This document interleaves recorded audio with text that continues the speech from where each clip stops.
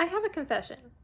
I've never read a contemporary romance novel, but that's about to change. Hi folks, it's me, Michaela. Welcome back to my channel and to a brand new reading vlog. I have never read a contemporary romance, and this is not because I have anything against them, but more so because I've never seen one that has so greatly intrigued me that I've decided to read it. And I went, you know what, maybe it's time to change that. Valentine's Day is coming up, so why not read some romance for the first time? I have read fantasy romance because I've read ACOTAR, and I have read some historical romance. I'm currently reading through the Bridgerton series, and I've also read a couple of books from A League of Extraordinary Women by Evie, Dunmore, which is the Bringing Down the Duke series. I've enjoyed those, so I thought, why can't I read contemporary romance and like it? Here we are, in honor of Valentine's Day, reading romance for the first time, specifically contemporary, but let's be honest, it's going to be more clickbaity if I just say reading romance for the first time for Valentine's Day. So apologies for stretching the truth, but you know what, we gotta do what we gotta do here. I have got 2 books from Libby that I'm going to try out for contemporary romance. We'll see how it goes. I'm not promising I'm going to read it all. Actually, I probably will because I've never DNF'd a book in my life, but we're gonna see. We have 2 books. I'm gonna do the try a chapter. So I'm gonna read the first little bit of both of them and then decide which one I want to read, because I'm not sure if I'll have time to read both before Valentine's Day. It is currently the 6th. I feel like I could probably read 2, but if I could only read 1 before Valentine's Day, I want it to be the one I'm more interested in. The 2 books I've decided to get from Libby. The first one is Get a Life, Chloe Brown by Talia Hibbert. I know that this is part of the Brown Sisters series. I've seen lots of great reviews for it and people seem to like it, and I believe this one is enemies to lovers, which I'm not really sure how enemies to lovers really works in contemporary because I don't really know how enemy you can be. I feel like people in their everyday lives don't just have enemies the way people do in fantasy series, but I believe it's an enemies to lovers trope following Chloe Brown. And so, you know what, sounds exciting. We're gonna give it a try. I really like going into books not really knowing much, so that's really all I know about that one. And then the other book that I got is The Kiss Quotient by Helen Hoang. I believe that's how you say her name. If it's not, I'm sorry. And this one, you know what, I now think this one's also part of a series. This is really not helpful for my currently reading series status. If I decide not to finish the series, then it's not on my currently reading, right? So maybe I'll hate them and then I won't have more series to read. But also I hope I like them because I don't want to read books I hate. I believe this one is a fake dating trope and that we also have a neurodivergent main character. I would say their names, but I don't know them. I just know that there's science involved and there's fake dating. And I tend to like fake dating, I think. I think that's fun. So we'll give it a try. So I'm gonna read the first bit of both of these books and then I'll get back to you about which one I'll be reading first. Cool. Love it. Hi, hello, it's the next morning. Last night I read the prologue and chapter 1 to Get a Life, Chloe Brown, and then this morning read chapter 1 and chapter 2 of The Kiss Quotient, which ended up being around the first 20 pages of both. I wanted to give them more than 8 pages, to hook me. Basically, in Get a Life, Chloe Brown, we're following, guess who? Chloe Brown. And she has fibromyalgia, so she suffers from chronic illness, which is fun representation. And she experiences a near-death moment when she's almost hit by a car but not, and then this decides for her that she needs to get a life, and the first thing she does to do this is move out of her parents' house and she gets her own apartment. And then Red is the superintendent for the apartment building that she lives in now. This is where I'm confused because they both really dislike each other. It's enemies to lovers, right? But enemies, because you get from both of their perspectives, so you get to see inside both of their heads a bit, and both of them dislike the other person and thinks the other person hates them, but they also both think they're really attractive. The prologue is when she almost gets hit by a car and then decides to move out, and then there's a bit of a time jump, like I think like 5 weeks or something, when now she's at this apartment building, and it's just kind of like her and Red hate each other, and it's like, but like why? Like I feel like not much was explained as to like any real reasoning. Like there's some bits where Chloe says that like he came up during like some moments that made her look bad, so he sees like her do things that it's like not her best moments, and so that's why she thinks he hates her, but it's like not like confirmed. I'm a little confused. I do really like the writing in it, so I'm definitely gonna read it. And now I'm realizing too that like, I know I said I might not have time to read both, but both these are like under 300 pages on my iPad, so I think it's like a little different from what like a Kindle page is, because obviously a Kindle is smaller than an iPad. So I think I actually will be able to read both of them. Yeah, it's like I'm still interested in this one. I definitely think I'm still gonna read it this week because I do like the writing in it. And I'm not like the biggest fan of Chloe, but like maybe, you know, she'll warm up to me and I'll like her a bit more as things go on. But I am like just a little confused as to this, like why they're enemies, because it doesn't seem like there's a lot of like, we're not like given much reasoning for it. It's kind of just like told to us that it's like they don't like each other and that's it. So they don't like each other, cool. But then Chloe has like, she's made this list to like get herself a life, and like on it includes like do something bad, and she's like I already have, because she's apparently been like spying on Red like through her curtains, like it can see into his apartment because he also lives in the building because he's the superintendent.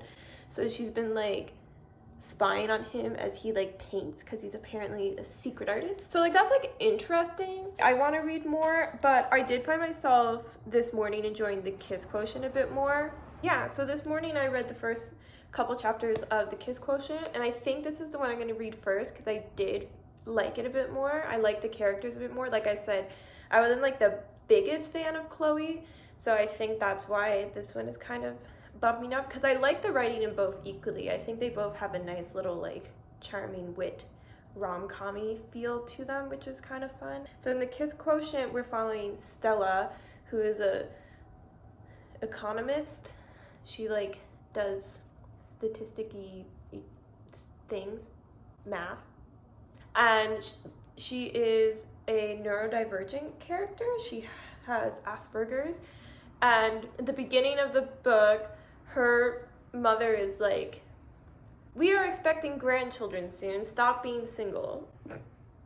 After this, she's like, maybe I should consider, you know, like going outside my comfort zone and, you know, doing more social interactions. And she ends up going to like the work after this brunch with her parents, and her coworker is like, there's like a whole interaction thing that I don't really feel like explaining, but basically it ends with him being like, maybe if you were good at sex, then you'd enjoy better and then you'd have more or something. Stella decides from this interaction with this guy whose name is like Philip James. Like, don't trust anybody whose both of their names are first names. I don't know, it confuses me. I don't like it. She decides after that interaction that she is going to hire a male escort to practice having sex so she can be better at it. And so the person she ends up hiring is Michael, and that's like where I left off in the second chapter. Is like they meet at a restaurant for their first date encounter.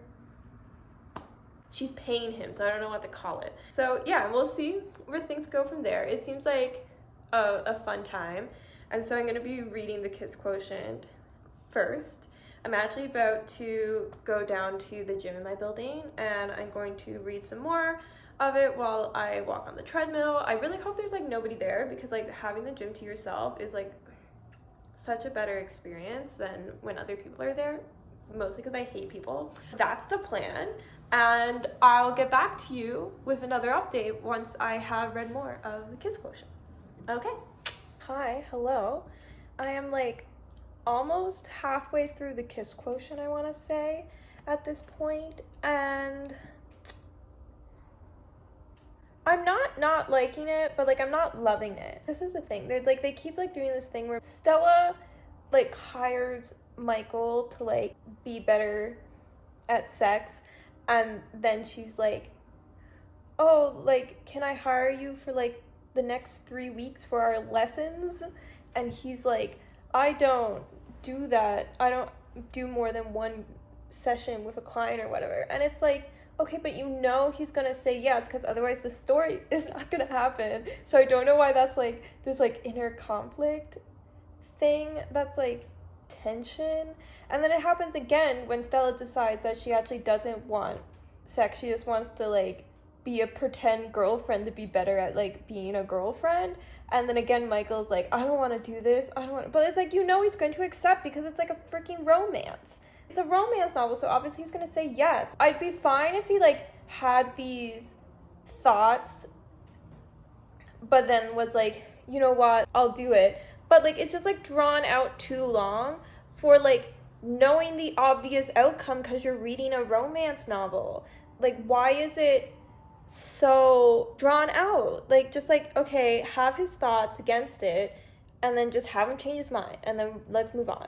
Like, I'm over that. Because also they keep doing, like, both of them keep being like, this is nothing, it's just pretend. Michael's like, I can't get involved and like invested in a client, but then like he keeps doing things that are like against that logic that he wants to portray. I just like don't get why you're like, here's what I want to do, let me do everything that will not accomplish that. So they're like fake dating now, and we've come to like some kind of big conflict thing, because like again for some reason she's like fake dating and he's like, okay, cool, let's not get invested, but then also let me bring her to dinner with my family where I introduce her to them as my girlfriend so she can practice meeting parents and family. My dude, that doesn't make much logical sense. What are you doing? When I'm just reading it, I'm having a good time, but when these things come up where they're like actively thinking things that their actions contradict, I'm kind of just not here for it. And I think this is why I tend to like historical romances, because it's not like a present day thing and I'm not knowledgeable about the society. I can just go around believing, like in Bridgerton, it's Regency, I'm like, oh, there's miscommunication about their feelings because they're literally not allowed to be in a room together by themselves. Okay, that makes sense why they wouldn't voice that. Cool. But like in present day scenarios, like in contemporary things, I'm just like, why are we doing this? I do not see a reason for us to be doing this. And I think this is why I haven't really read contemporary romances before. Again, like I'm not having a bad time. I'd say like maybe it's like a 3-star at the moment. Maybe I'll pick up. Maybe I'll like love it. Who knows? We'll find out. And like, you know, I'll finish this. And maybe like I'll actually end up liking Get a Life Chloe Brown, even though from the beginning I didn't like it that much. Like maybe that one I'll end up liking a bit much more than this once I read it.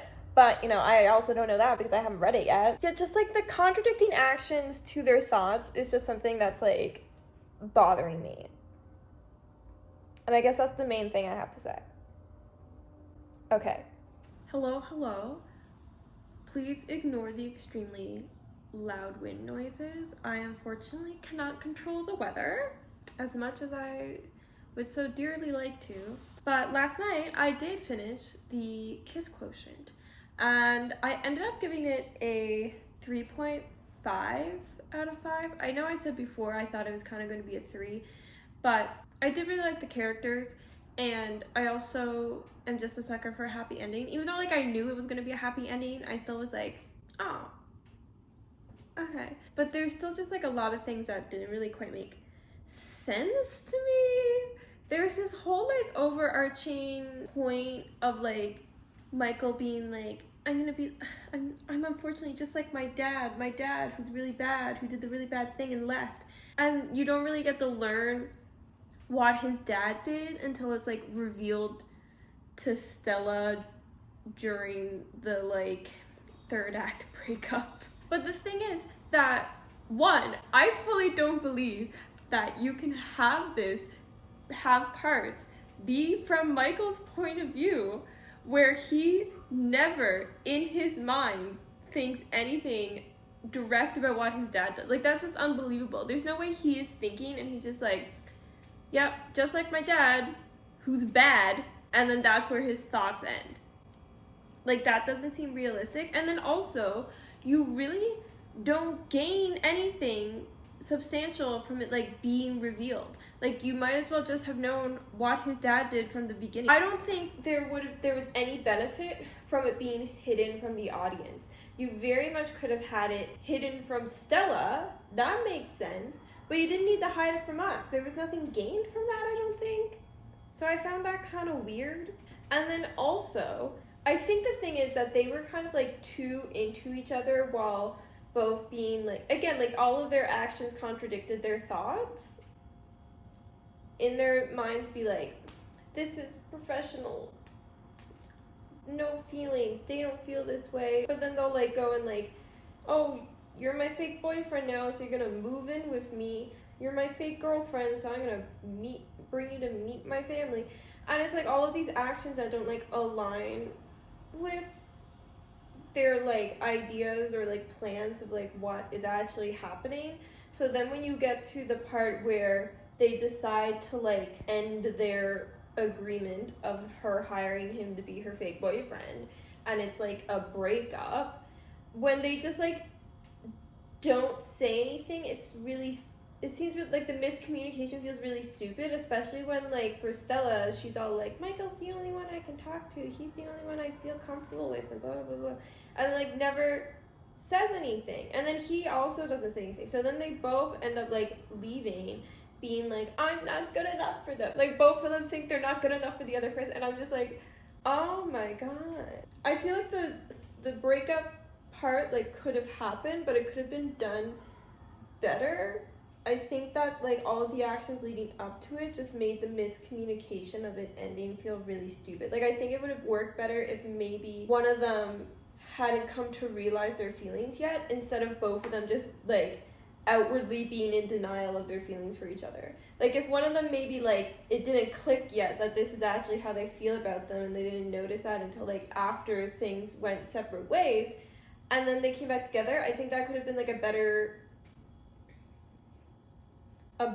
option. I think that would have been a more believable like plot of what would happen between the two of them. So that was kind of annoying to me. I would say in general, like the spice I was happy with, but there was like one specific spicy scene in the first half where they kept referring to like body parts as sex, like her sex and his sex, and it was like a lot, like it was like the only word used. And it was even weirder considering the fact that in the exact same scene, the characters themselves were using different terminology to refer to the exact same parts. Like why? So why are you just saying sex over and over again? I was like, oh my god, I've read this word too many times. I have read this word too many times in the span of a few pages, and I'm uncomfortable. Most of the time, like wording like that, like terminology choices and like spicy content really doesn't bother me. Like I don't get icked out by much because I'm kind of just like, okay, whatever, I know what they're saying. But I think it was just like the overuse of it that I was like, whoa, calm down a little bit. But then all the other times there were spicy scenes, I really didn't feel that way about it. It was just like that one time that it felt like a lot. So I don't know if maybe I just like ignored it after that and maybe it was still there a lot, or if it calmed down after that one scene. I don't know, but it was kind of odd. So I ended up giving it 3.5 because I really liked the representation, I liked the couple, and I liked the writing, but there's just like these things, like I said, that I just like didn't quite get, I didn't quite understand, I didn't really enjoy as much. So I think I would like maybe try reading, I know this is like a series, and guys, I'm a sucker for a series. And like now knowing that like the other series follow like different characters that like, you met in like this series, in this book, I believe. So that's kind of my jam. I love like, oh, I already know the characters. It's easier to dive in. So I think I might like give the series another go. Cause like I said, I liked the writing and I really liked the representation and I liked you know, overall the story, I gave it a 3.5. Like, I didn't dislike it. I just, like, didn't love it. And I think maybe that's, like, I don't know if that's, like, I'm just probably reading the wrong contemporary romance for myself. I don't know. But I, like, again, I haven't read any contemporary romance before now, so it's not like I would know what I was gonna like yet, right? Now we'll move back to Get a Life, Chloe Brown, and I'll continue reading this. Maybe I'll like this one better, maybe I won't, and I'll feel like I completely failed with this vlog, but you know, we'll find out. Maybe I can make myself into a contemporary romance girly. Like, maybe that is in the books for me. Literally Greg's books. Wow, I'm hilarious. So yeah, I'm gonna read Get a Life, Chloe Brown now. We'll see how this enemies to lovers develops. Hopefully I like it. I know people really say they like this series, so I want to like these books. I want to like the books I read. Yes. Okay. We're going. Hi. So I am now currently about halfway through Get a Life, Chloe Brown, I believe. And I'm really liking it so far. I'm having a good time. I was reading it last night and I really was trying to find a spot where I was like, okay, I can put it down now, because I like wanted to go to sleep because I was tired. But like, it was really keeping me interested. I was liking where it was going. I have to say, I like the writing in this. I like the fact that the terminology we're using is not like vague metaphorical things. Not that it like overly bothers me when it uses those kind of terminologies, but through reading this I've kind of been like, yeah, I do prefer when you just say what things are. That does seem to be what I like more. Yeah, it's just like I'm having fun with it. I'm liking it. I feel like maybe this one will be the kind of contemporary romance for me. I don't know. I'm not saying anything yet because I still like half the book to go. I will have to say though, this is not enemies to lovers. The places where I saw that this was enemies to lovers, I don't think you know what an enemy is. This is like two people that think they dislike each other because they just don't know each other yet, who then get to know each other. And now they're spending a lot of time together. So basically, Chloe has asked Red to help her tick off these things on her Get a Life list, and in exchange she's gonna like design his website for his art, because he's an artiste, he's a painter. And so now they're hanging out all the time, and they both like each other and like find each other funny or whatever, and I like their banter and stuff. But again, it's like they never were enemies. They never hated each other. They never had anything between them that would make them hate each other. They both, again, just kind of disliked each other from a distance based off of what they saw of the person, but didn't actually know them. So then when they did get to know them, realized they actually kind of like who they are.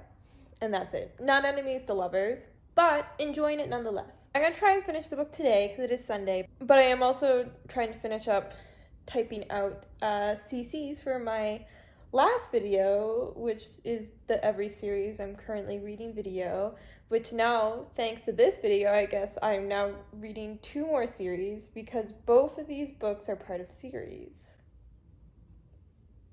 Moving on from that, that's the task for the day. Okie dokie. See ya when I'm probably done this book. Also, do you like my hair? I feel like this is so cute, like the little like ponytail braid. I'm kind of liking it. I feel like it suits. I feel sassy. I like it. Okay, bye. Okay, hi. So it is the next morning and I'm about to do some Pilates and get my day started, but I thought first I should update you and finish the vlog because this morning I finished reading Get a Life, Chloe Brown, and I gave it a 4-star rating. And then while thinking about how I gave it a 4-star and that felt really correct, it made me think back to like the kiss quotient and how I gave it a 3.5, and then I felt like that really isn't the rating I think it should get, because Get a Life, Chloe Brown didn't feel like only a 1/2 star better, but I also didn't feel like Get a Life, Chloe Brown was like a 4.5 either, you know? So I ended up bumping the kiss quotient down to a 3 just because I think I rated it just after I read it, so I was kind of on a like, oh, happy ending high, and I think I made it like, I was thinking about how I liked the ending, and it made me forget about the whole middle part that I was kind of mad about. So I ended up bringing that one down to a 3. But Gotta Like Chloe Brown was a 4-star, a solid 4-star. The way this romance was written really made me feel like it was more aligned with what I like and what I wanted from a romance. The characters felt real, the situations they were in felt real, the difficulties they had felt real. I was a little worried that when I sensed like the 3rd act breakup was coming, that it was going to be a really stupid like miscommunication thing, and if they just like talked, it'd be fine, and like there's no need for the conflict. But it did actually, is manifest the right word to use? Develop. It did like develop in a way that made sense for both the characters based off of their histories and the triggers from past trauma, and how that all kind of melded together to create like, you know, their 3rd act breakup. And then the resolution of it also was really nice. I enjoyed it. I thought it was great. I liked Chloe. I ended up really liking Chloe. I know at the beginning I was like, Chloe kind of seems like just like not a nice person, but I guess maybe I was just like Red and I just didn't know her yet. Wow. The only thing that kind of got me is that like I feel like maybe there should have been a bit more time. Like it just felt a little weird that they both like fell in love with each other from like 3 times talking to each other over the span of like a week and a half. You know, like you start the book and they don't like each other because they don't know each other, not because they hate each other. Like it's, again, this hate the love, enemies lovers trope that I read. I do not see that trope. I don't think it's there. I think that was in fact somebody on the internet lying to me. But I wasn't like disappointed because like I ended up liking the book, but it's just like, One.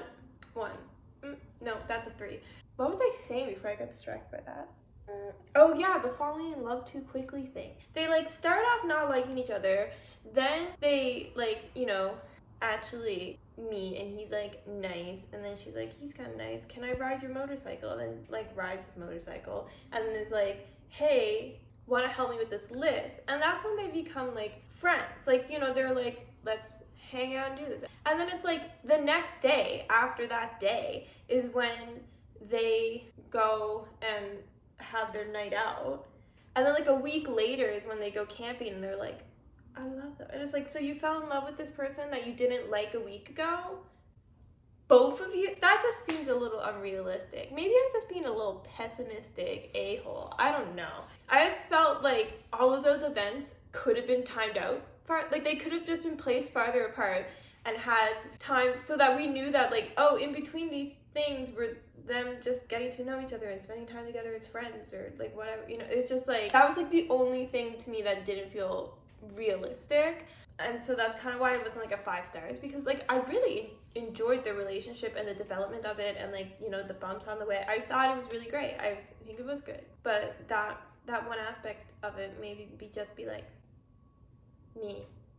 Again, maybe I'm just like a negative Nancy, I don't know. So I would say like overall that like reading contemporary romance for the first time was like relatively successful. I think I just need to find the right things.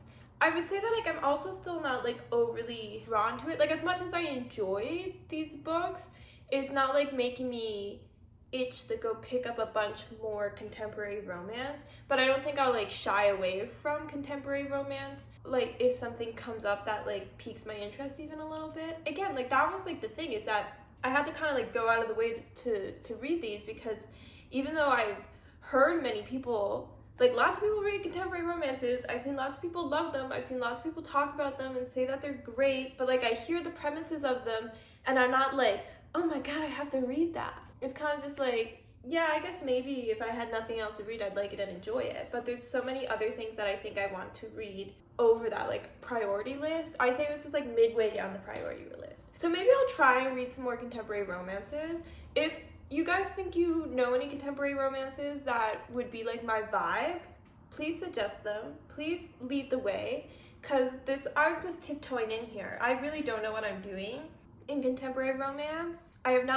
I've only read 2 books, so there's no way for me to know like what's good, what's bad, what I like. So please give me more suggestions so maybe I can read more, and maybe I can do like an update little vlog later on where I try it again and try and find exactly what I like in romance, and we'll go from there. I don't know. But it was nice to have like an overly successful vlog, especially for little Valentine's Day. I hope you guys enjoyed this little bonus Valentine's vlog, because I normally don't post on Tuesdays, but I thought it would just be like a fun little thing to do and to try out, so here we are. Yeah, I read The Kiss Quotient by Helen Hoang. I did look up on the internet, and I think it's pronounced Hoang and not Hoang. So I hope I said it correctly. I did try. And I also read Get a Life, Chloe Brown by Talia Hibbert. And I think I'll probably continue reading the rest in both of those series going forward. I'm probably not in a huge rush to read them, but I think I'll definitely read both of them in the future, because I did like the writing style in both of them. That's pretty good. If you liked this video, make sure to give it a like, give it a little thumbs up. Huh? Cause it's good. Yeah. And if you happen to like me, consider subscribing. I talk about books, I talk about historical romance, and I read romance for the first time, and I read fantasy, and I talk about it all with my wonderful personality. So feel free to stick around, feel free to come back, but also if I just scared you away, I totally understand it. Comment down below, again, any contemporary romance suggestions you might have. Also, just like, what's your favorite genre? Do you read contemporary romance? Like, what is that your main thing? I want to know. I know it's like a hugely loved genre, and I just like, again, I've never dipped my toe into it, but now I can't say that anymore. The toe has been dipped. Maybe even like, actually, I might have even waded in up to the ankle at this point. Maybe not. Maybe like to the top of the foot, like you know, like I'm in a puddle. Oh, that's stupid. I should have stopped talking. I'm just gonna stop talking. I hope you're having a wonderful day, and I will see you in the next one. Bye-bye.